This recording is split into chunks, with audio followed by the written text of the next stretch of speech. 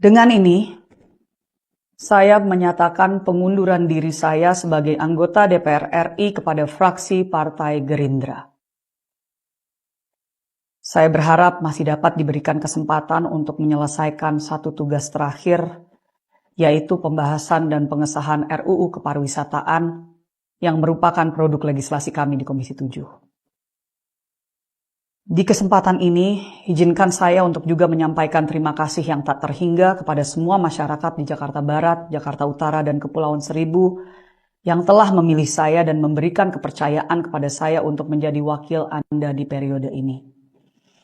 Saya mohon maaf jika saya telah mengecewakan Anda selama saya mengemban tugas ini.